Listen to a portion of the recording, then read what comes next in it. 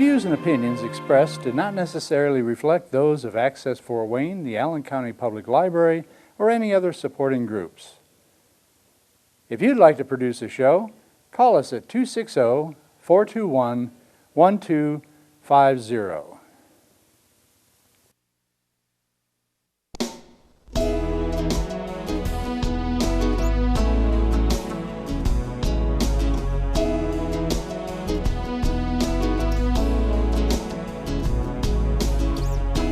Let me be your lighthouse so I can show you the way. Let me be your shining light, I'll keep you from drifting away. I'm the one that makes you try when... Welcome to my show. My name is Patty Hunter, and my show is called Patty's Page. Today, in our home studio, our special guest is Chief Deputy Troy Hershberger. He is campaigning for the office of Allen County Sheriff. Welcome to my show. Thank you, Patty. Thanks for having me. It's good to see you. It's good to see you. Troy, where were you born and raised? I was born here in Fort Wayne nearly 55 years ago, so I've lived here all my life and believe in this community and chose to stay in this community and raise my family in this community. You got a large family or just... I come from three kids. I am the youngest of three. I have an older brother and a sister in between. So I'm the oldest one of my triple sibling. I have a twin and a younger sister. oh, okay, So you three have a of twin. us. Wow. Yes, but we can tell each other apart. Well, Right. that's good for me. Eh? While growing up, who influenced you the most? Oh, that's easy. My family. My parents were married for 50 years until my mom passed away. But my mom and dad probably were the first influencers. They grew up in the Depression, so they kind of formulated how I live my life today of being a true conservative. And sometimes my peers call me cheap. I'd like to call myself frugal. But in the end of the day, you got to do what's right and with money, and especially if you're talking the taxpayer money, it's important. Yeah. But my brother and sister as well, we're spread out. So my brother is 12 years older than I am. My sister's 7.5 years older than I am. So they basically were not only brother and sister, but they were filled the gap of some parent role as well, because both my parents worked. My mom worked for over 40 years at Tokheim Corporation, and my dad with his brother's business, Craftline Printing. So we were a close-knit family. My grandmother, my dad's mother, who lived to be nearly 100, she was an influencer as well, more predominantly with the faith and the Catholic upbringing. Catholic. Because yes, I'm a lifelong Catholic, and my dad had an uncle that was a Catholic priest, so ironically he spent a long time down at St. Joe College in Rensselaer, and he was a librarian, so the library at St. Joe College, which is now closed, but was named after Father Linneman. So a lot of family influenced me. That's good. So, where did you go to school? I grew up in Catholic schools. I went to Queen of Angels grade school and Bishop Dwenger High School. And, when you're born into the Catholic faith, that's all I know. I guess I was kind of lucky. You're lucky. So I take faith is important. After high school, I attended IPFW and graduated from the Indiana University side with a degree in criminal justice. At IPFW, I played baseball. Hey, I love baseball. Yep, enjoyed baseball. Played it my entire life. It's awesome. You ever play hockey? No, Well, I can't ice skate. I like to watch hockey, but That's a Canadian thing, eh? Right. Big win last night over the women over our women. Oh. Won the gold. That's Canadian women hockey team. Hey. Anyways, we forgot about what in the year 1989. What was very special about that? No, I was hired November 22nd, 1989 as a 22-year-old kid. Again, it was a Wednesday, the day before Thanksgiving. Oh, yeah. And at that time, I started at the jail. Police officers had to start in the jail. And the next day, on Thanksgiving Day, as being the only police officer, I was technically in charge of the Allen County Jail. So it was baptism by fire, that's for certain. Oh my goodness, they initiated you indeed. So when you were working in the jail, what were your duties? The duties at the jail is you work blocks. So I actually had to go up in the early stages was run a block. That's where each location where inmates are located. You had to meet their basic needs. We fed them their meals, provided their mail, made sure clothing exchange was done, the block was kept clean. So the various aspects of taking care of managing inmates, and then as time went on working the jail, then I grew out into a management role and spent the bulk of the time as a manager. So over the span of going on 33 years this year, Right. while working with the Allen County Sheriff's Department, how many jobs, positions did you hold? In total, 9 positions. As I said, I started at the jail, so the jail was the first place I went. And the way we do things, to bid into another position, it takes seniority. So as I gained my seniority, I went from the jail to the patrol division. That's where I was a policeman out on the street. And from there, then I went to the investigative division, became a detective. Oh. And then I spent my time as a detective. Then I promoted to sergeant, and I went to the patrol division as a supervisor, where I managed an entire shift. Spent some time as a patrol sergeant, and then from there I went promoted to lieutenant and became the investigative commander over the investigative division. Right. So I spent quite a bit of time doing that job. And from there, then I went to become our internal affairs officer. So as an internal affairs officer, that basically we maintain the check and balance of all our officers to ensure they're doing the right thing, handle citizen complaints, do investigations on our own personnel. In addition to that, was handle any gathering of evidence and so forth to handle any civil litigation for our lawyers. So after that position, I was promoted to Deputy Chief of Operations. Right on. And in that position, then I was basically over every functioning aspect of the Sheriff's Department that's out in the field. That would be our patrol division, our investigative unit, as well as our crime scene technician and our property and evidence room. Also was... Forensic. Yes, also over our IT positions. So that was a lot of responsibility. And then from that position, I became Deputy Chief of Operations, or from Deputy Chief of Operations to Deputy Chief of Administration. And in that position, I became over our budget and basically our operations within the courthouse, to include some of our constitutional responsibilities as warrants division, the civil division, and running of the administrative office till last year, where I was promoted then to chief deputy. So in the chief deputy capacity, then I have all the components of the department under me, to include the operations, the administration, and as well as the jail.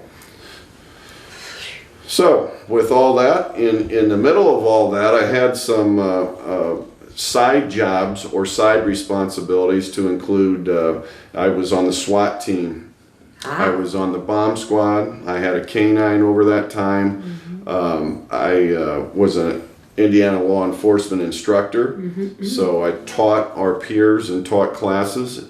And in addition to that, I was a polygraphist. So I ran polygraph, and that did a lot of those things over the span of the 32 years. So. Do you go out to churches or schools to share with the kids? Yes. And adults, families? Yes. Spent a lot of time specifically when I had a canine getting involved with schools and churches, and then through other capacities and jobs doing SWAT and some of the instructor duties is involvement with schools to making sure safety and security and talking about those issues with various churches throughout the community. I'm glad you're reaching out Right. because people people, it's nice to know that policemen are human beings first, Right. who care about the health and safety of our communities. And that's why he's going to be hopefully be sheriff of Allen County.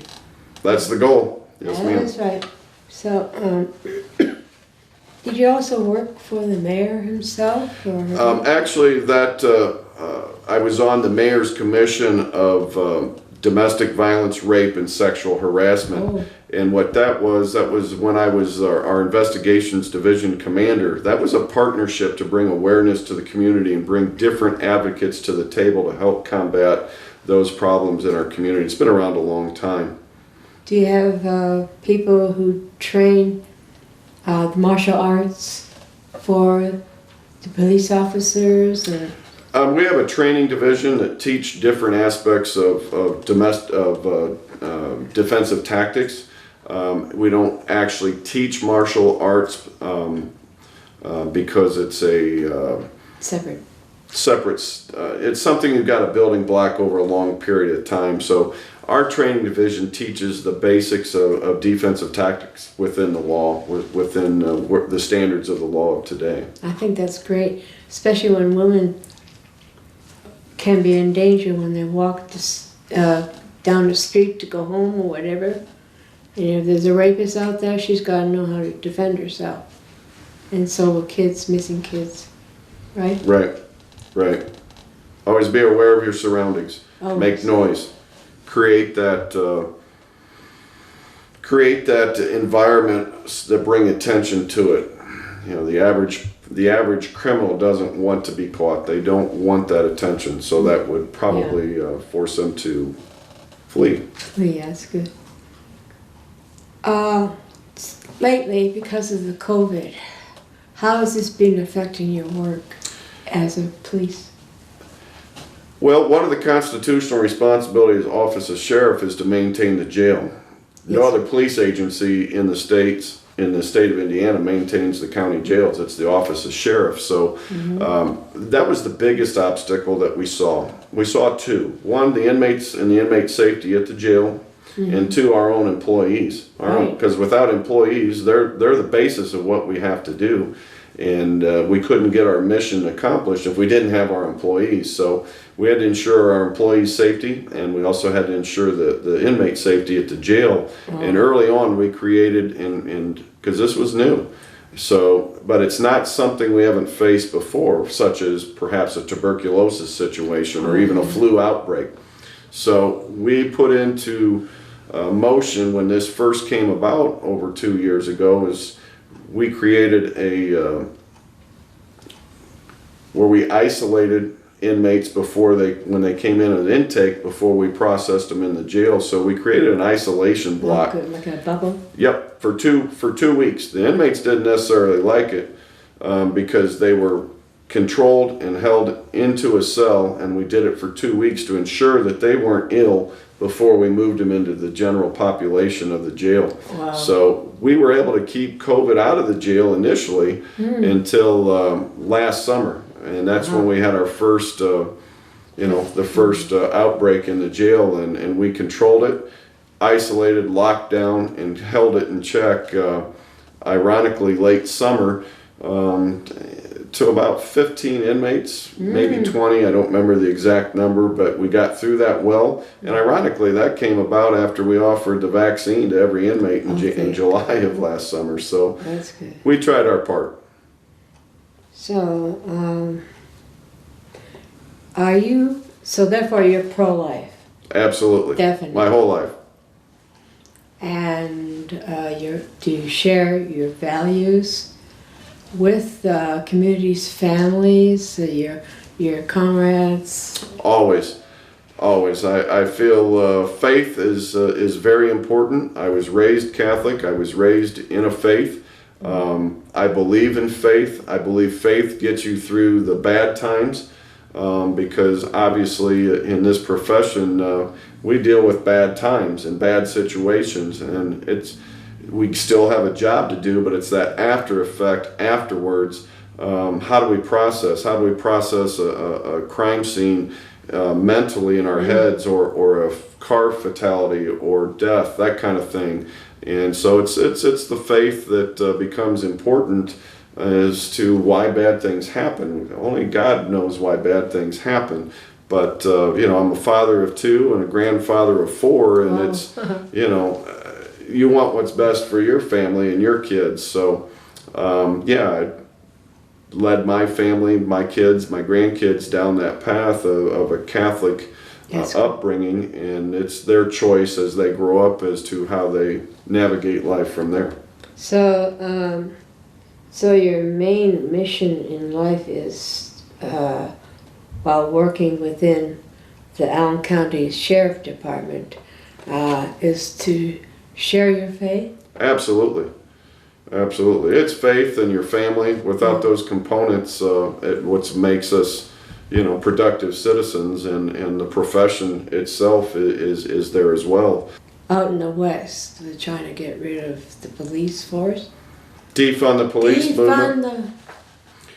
Well, that was a push, and I think that theory was to defund the police was channel money that you use for police departments into another place, and that's fine. But in the end of the day, we still need somebody to keep society in check, and that's what police's role is to enforce the law. If we didn't have a police force, who would enforce the law? How do you reach out to the communities of Fort Wayne and surrounding Allen County? That's easy. That's through community involvement. Everything we do is out in the field and interacting with the community. It's the biggest thing that police officers do is communicate. And in addition to that is drive a car as well. So when we're out there in that field. So it's community involvement in developing those partnerships with the different organizations we interact with. I use school resource officers as a perfect example. We have 14 school resource officers that serve the districts within Allen County. That's East Allen and Northwest Allen and Southwest Allen. We're also in a Canterbury school as well. Here. Yes, Canterbury School over off Covington. So we utilize our school resource officers to touch the community, touch the students. That's good. So how many officers does your office hold? Have? We have 142 police officers, but as I said earlier, one of the constitutional responsibilities of the sheriff is to manage the jail, and we also have 145 confinement officers that work there in the jail. They're not police officers, they're confinement officers. They solely work within the jail. So you have enough officers to take care of Allen County, or do you need more officers? Well, you could always say, we'd always take more, but we work well with what we have. We got to stay within budget. I will say, when I walked into the Sheriff's Department in 1989, we had 124 police officers. Right. And 5 years ago, we had 124 police officers. And so we're growing. Over the last 5 years, we've added 18 police officers to the Sheriff's Department. It's been the first push in my career to add police officers, and we had to do that a couple ways. And actually, I was involved in how we got this done. We had to think of some creative ways how we build this. And one of the ways was through the school resource officer program. We developed that partnership with the various school districts, and they were interested in building that program. And the beauty about it is they fund the police officer position. So we were able to go from 3 school resource officers and push that 9 positions to promote that safety and security within those school systems. So We worked hard and diligently over the last several years to add those 18 spots. And how about detectives and stuff? Are you getting more? Or? The detectives, we currently have 10 detectives with 3 supervisors. So we have 13 in that role, and the numbers right now would dictate we're probably at a proper level. They work hard and diligently on solving cases and helping the citizens. So when you do get elected to be sheriff, what will your duties be? What would the duties be when elected sheriff? Well, you're going to have to uphold the constitutional position and responsibilities of the office. That is number one. There's constitutional responsibilities that the office of sheriff has that no other police agency is responsible for. The jail's the obvious one, which I've talked about, in trying to maintain the jail and its budget, which is $16 million. We're responsible, and the capacity today was there were 800 inmates in the jail. We're over capacity, so that's the biggest challenge. But then there's also constitutional responsibilities, such as we maintain all the warrants. So a criminal warrant, if there's a warrant for someone's arrest, the sheriff serves that warrant. Any police officer can stop and hold that person, but the sheriff has to physically read the warrant, make that official arrest. We in turn also have to manage the warrants, and there's over 6,000 active criminal warrants in Allen County. So on top of that, we have to serve civil papers and civil process, so divorce papers, subpoenas. We also serve tax warrants. It's not the state police, so if a business doesn't pay the state sales tax or turn in their amount of the state sales tax, they issue a tax warrant, and that's where we come into play. So those are the responsibilities the office of sheriff has to do, and then on top of that, we maintain our operations patrol division and our investigations unit and our vice and narcotics unit. So, we'd have to maintain and see that we run the sheriff's department on a conservative budget of total of about $32 million. Pardon me. I have been watching the news for a while. Kids disappearing or being abused. How do you handle these cases besides working with SCAN? We handle them. We work in conjunction with the Department of Children's Services. As a report comes in, our investigative unit then would follow up. It depends on the priority. If it was something in the rear that has happened previously, or if it's something that's happened currently. Right. One of the questions that you were prepared to ask was, what was the hardest job I ever had? Yeah. And I can answer that in this, that was when I was in charge of the Criminal Investigative Division unit. We had a missing child, and it was in December 23rd, 2011, and it was active, and that basically took a lot of time and a lot of stress. When the child wasn't found initially, percentages tell us that the likelihood of finding the child alive was very, very slim. And as that whole process played out, there were a lot of people brought to the table, including the FBI and our own personnel. And as the person that's in charge of the investigation, it wasn't my job to go out there and do the job. We had very good personnel, investigators that dedicated their time to do that, and it was Christmas time. So to me, anymore, Christmas has a different meaning because obviously we subsequently solved this particular case, and the girl was found deceased in a manner that the average person couldn't comprehend. I couldn't comprehend. Deep down, I knew that the outcome wasn't going to be good based on as time went by, but I had no idea it would have been a situation that we unfolded, and made it difficult. Wow. I'm sorry. Our condolences to the parents. So, what would you like to share with my audience about wanting to become a sheriff and what you can do for them. Well, this is the only professional job I've ever had. My job has been rewarding. It's been a good career path. I've given my life for the last 32 plus years for this, and through the knowledge and the experience that I've gained, I feel it's prepped me well for the position.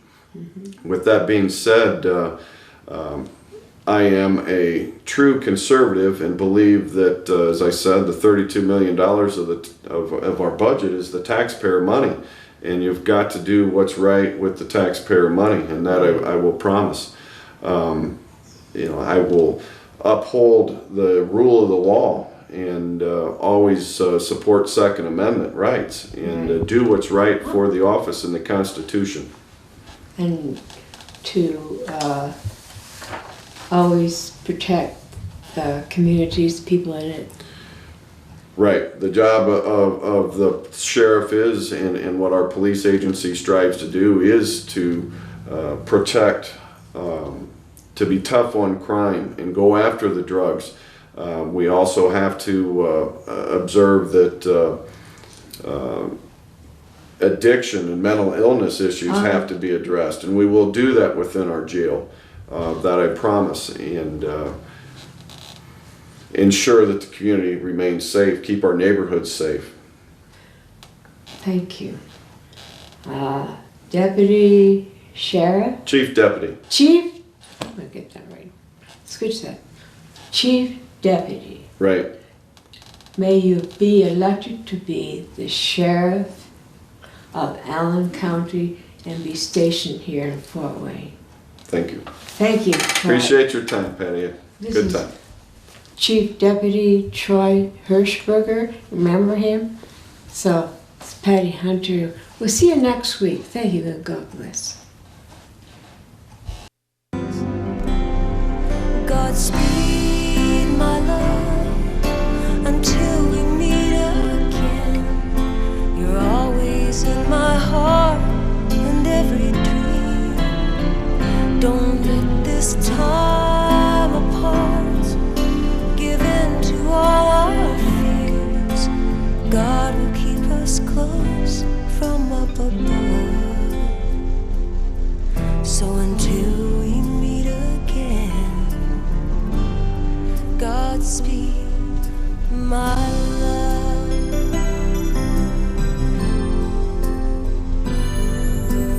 God is with us always, for the rest of all our lives.